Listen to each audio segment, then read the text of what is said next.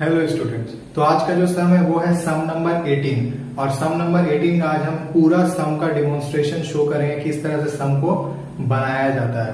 तो इस तरह से हम लोग स्टार्ट करेंगे। सो सम नंबर 18 है।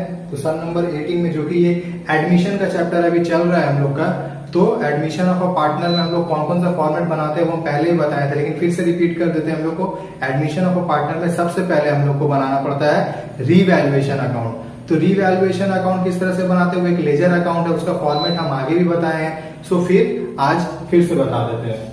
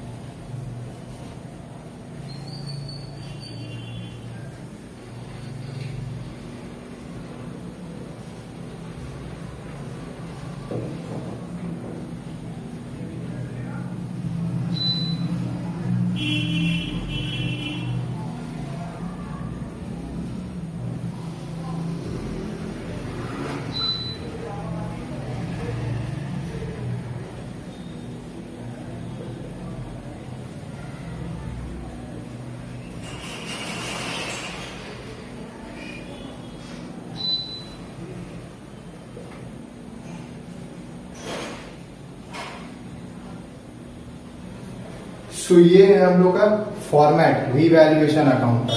इसी में हम लोग रीवैल्यूएशन अकाउंट प्रिपेयर करते हैं। तो जो सम है वो सम हम वीडियो के स्टार्टिंग में दे देंगे, तो वहां से तुम लोग गो थ्रू कर सकते हो कि हर एक एंट्री किस तरह से पोस्ट किया जाता है। तो एक बार हम फिर से रिपीट कर देते हैं कि रीवैल्यूएशन अकाउंट प्रिपेयर करने का हम लोग का रीजन क्या होता है। नया पार्टनर का एडमिशन की वजह से कुछ चेंजेस जो हम लोग का एसेट्स एंड लाइबिलिटीज में आता है, वो चेंजेस को शो करने के लिए हम लोग रीवैल्यूएशन अकाउंट प्रिपेयर करते हैं कि एसेट्स में क्या इंक्रीज हुआ है, एसेट्स में क्या डिक्रीज हुआ है, and same for the liability, liability में क्या इंक्रीज हुआ और लाइबिलिटी में क्या डिक्रीज हुआ है। सिर्फ वो चेंजेस हम लोग इस रीवैल्यूएशन अकाउंट में शो करते हैं। तो ऊपर में तुम लोग देखोगे कि मैंने यहाँ पे a प्लस एल माइनस लिखा है और इस तरफ में a माइनस एल प्लस लिखा है। तो इसका मतलब क्या होता है, इसका मतलब ये होता है कि जब कभी भी अगर लाइबिलिटी का वैल्यूएशन इंक्रीज होता है तो डेबिट साइड में होता है, और एसेट्स का वैल्यूएशन अगर डिक्रीज होता है तो भी डेबिट साइड में होता है। और जस्ट उसका रिवर्स हम लोग ऑपोजिट साइड में फॉलो करते हैं, क्रेडिट साइड में। मतलब अगर एसेट्स का वैल्यूएशन इंक्रीज हुआ है तो क्रेडिट साइड में, और अगर लाइबिलिटी का वैल्यूएशन डिक्रीज हुआ है तो क्रेडिट साइड में। ठीक है, तो सम्स के हिसाब से हम लोग देख लेते हैं कि रीवैल्यूएशन अकाउंट में हम लोग को क्या क्या चीजें फॉलो करना है। सो यहां पर हम लोग को रीवैल्यूएशन में सिर्फ दो ही पॉइंट फॉलो करने के लिए दिया गया है, जो कि पॉइंट नंबर 4 है और पॉइंट नंबर 5 है। तो पॉइंट नंबर 4 में बोला है depreciation is to be provided on furniture at the rate 5% per annum. तो 5% हम लोग को निकालने के लिए पहले हम लोग को चाहिए होगा फर्नीचर का वैल्यूएशन। तो फर्नीचर का वैल्यूएशन हम लोग को कहां से मिलेगा, फर्नीचर का वैल्यूएशन हम लोग को मिलेगा प्रीवियस ईयर का बैलेंस शीट जो सम में दिया हुआ है। तो हम लोग इस तरह से लिखेंगे, जो कि वैल्यूएशन डिक्रीज हुआ है तो हम आगे भी यहाँ पे लिखे थे कि अगर एसेट्स का वैल्यू डिक्रीज होता है तो हम लोग उसको डेबिट साइड में लिखेंगे। तो उसको इस तरह से लिखेंगे,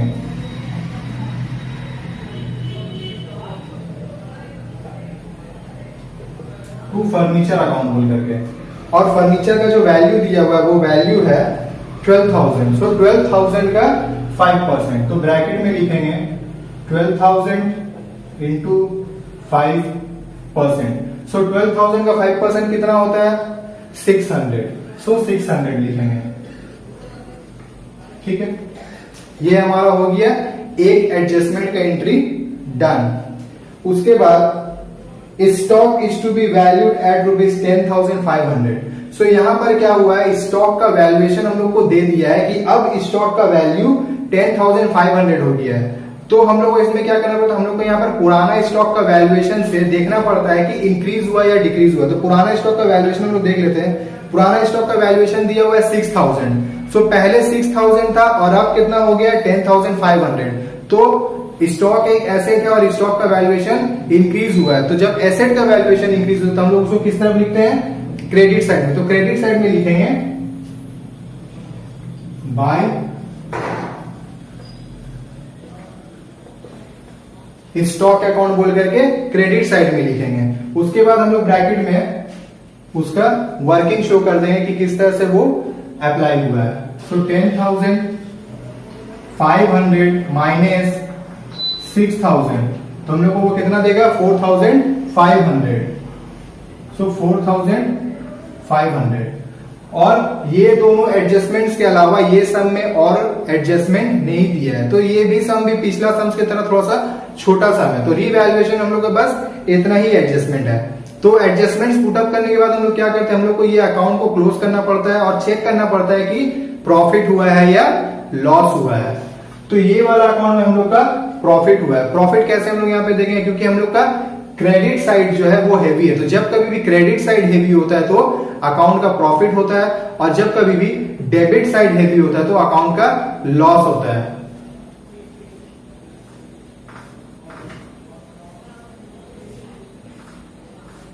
सो हम लोग टोटल अमाउंट लिखेंगे जो कि हेवी अमाउंट है 4,500।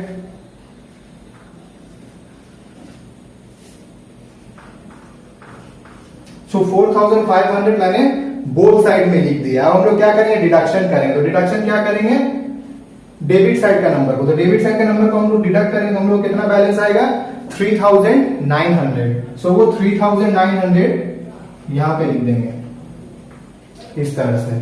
अब ये बैलेंस निकालने के बाद हम लोग क्या करना पड़ता है, जो एग्जिस्टिंग पार्टनर है वो एग्जिस्टिंग पार्टनर को हम लोग को डिस्ट्रीब्यूट करना पड़ता है वो लोग का प्रॉफिट शेयरिंग रेशियो में। तो उसको किस तरह से डिस्ट्रीब्यूट करेंगे, देखो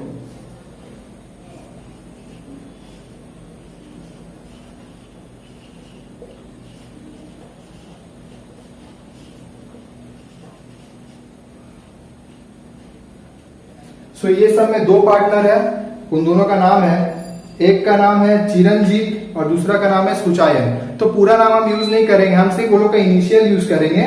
चिरंजीत के लिए सी और सुजायन के लिए एस।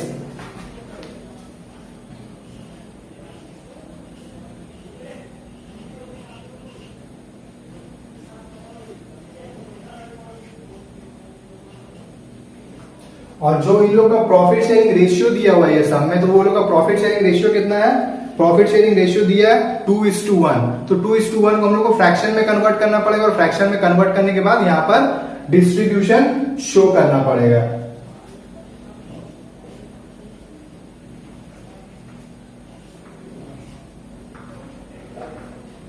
तो इन दोनों का कैलकुलेशन करके जो अमाउंट आएगा वो अमाउंट हम लोग को यहाँ पर पुट करना पड़ेगा।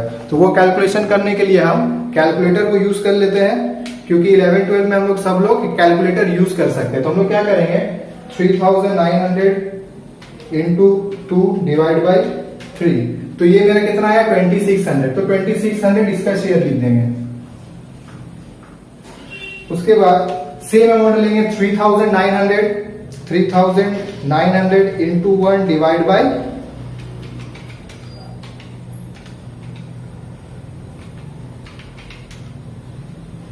1,300।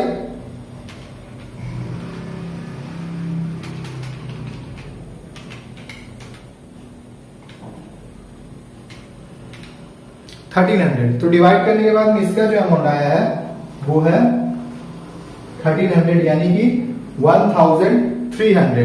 तो 1,300 जो आया, तो ये हम लोग का डिस्ट्रीब्यूशन हो गया पार्टनर्स के रेशियो के अकॉर्डिंग। तो यहां पर हम लोग का ये रीवैल्यूएशन अकाउंट कंप्लीट होता है और यही हमारा आंसर है। इसके बाद हम लोग जो प्रिपेयर करते हैं वो होता है हम लोग का पार्टनर्स कैपिटल अकाउंट। तो पार्टनर्स कैपिटल अकाउंट हम इसके बाद प्रिपेयर करेंगे।